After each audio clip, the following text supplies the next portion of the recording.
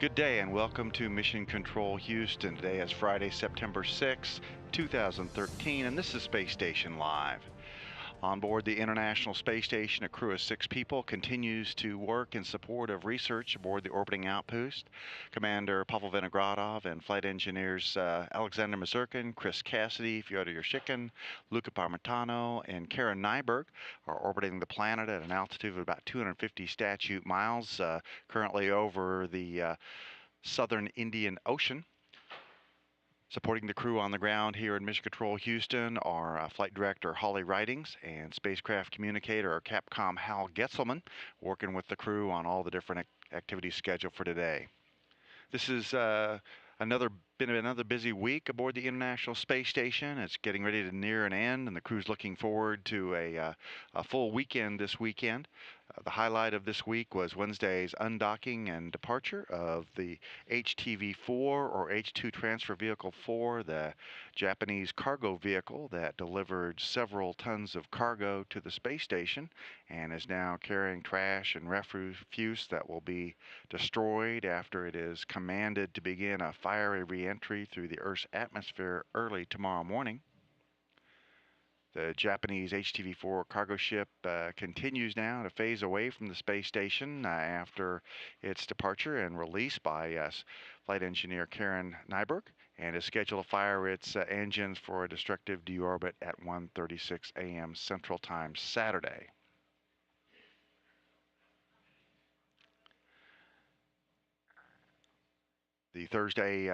The Wednesday activity involved reaching out and grappling HTV-4 as it was berthed to its common berthing mechanism port on the station, moving it away to the full length of Canadarm2.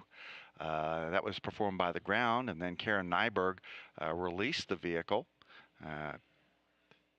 It was then commanded by the Mission Control Center in Tsukuba, Japan, to make thruster firings that led it to a stately departure from the International Space Station. NASA and the Japan Aerospace Exploration Agency are working together to gather extensive data and imagery of the reentry with data gathering devices on the spacecraft. And some of that will include imagery gathered by the crew and the iServe science camera, which is usually applied to photographing natural disasters on the Earth. The HTV-4 reentry observation is a test to define the photographic exposure and pointing limits that ultimately determine how high and how precisely we can locate a re-entering spacecraft. There are certain areas of the re-entry environment for spacecraft that we don't know a lot about.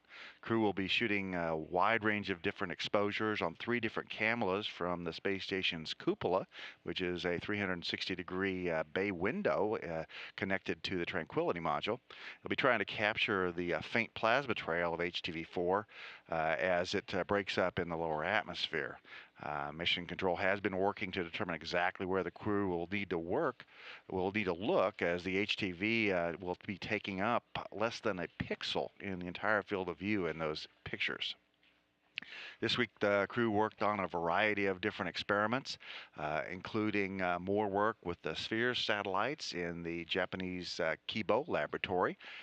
These Spheres satellites, small bowling ball-sized self-contained satellites, are designed to interact with one another and maintain relative positions.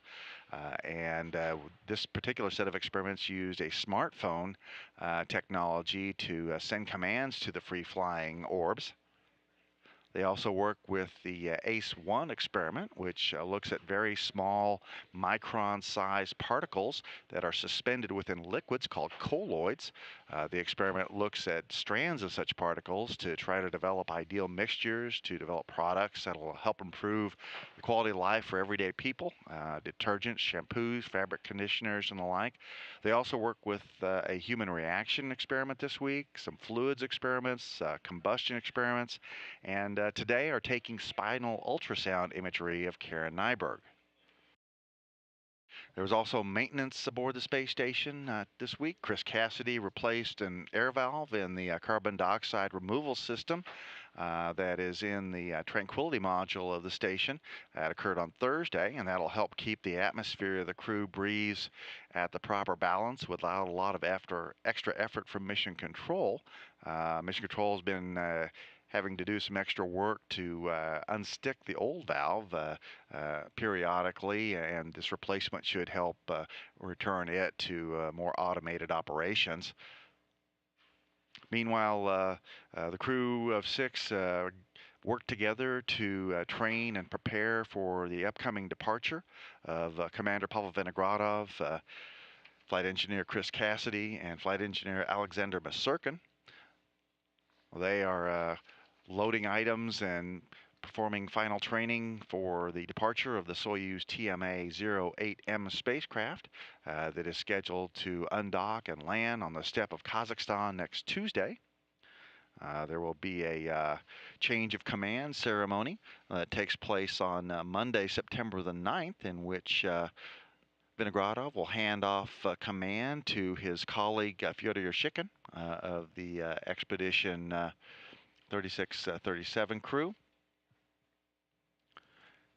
And then we will have a hatch closing scheduled for 3:20 p.m. Central Time on Tuesday. Undocking will be scheduled for 6:37 p.m. Central Time. And then that trio is scheduled to land on the steppe of Kazakhstan at 9:59 p.m. Central Time Tuesday.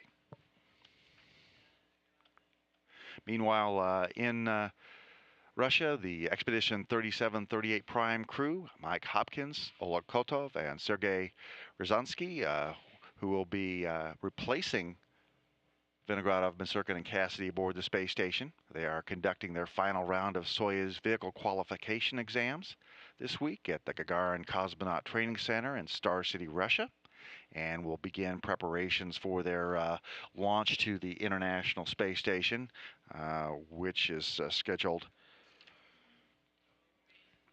for Thursday or Wednesday, September 25, Houston time, Thursday, September 26 in Kazakhstan. We're also getting ready for the launch and arrival of yet another cargo vehicle. The Orbital Sciences Cygnus vehicle will be launching from the Wallops Flight Facility in Virginia and heading for the International Space Station on September the 17th with a rendezvous and grapple planned for Sunday, September 22. That launch is scheduled for 10:16 a.m. Central Time on September 17, and we'll expect rendezvous and berthing at 8:05 a.m. Central Time on Sunday, September 22. All in all, a very busy week for the crew aboard the International Space Station as we get ready for the departure of half of that crew. And we will be following along as the crew enjoys a two-day weekend on Saturday and Sunday, and then back with coverage of the International Space Station Monday morning. Again, this is Mission Control Houston.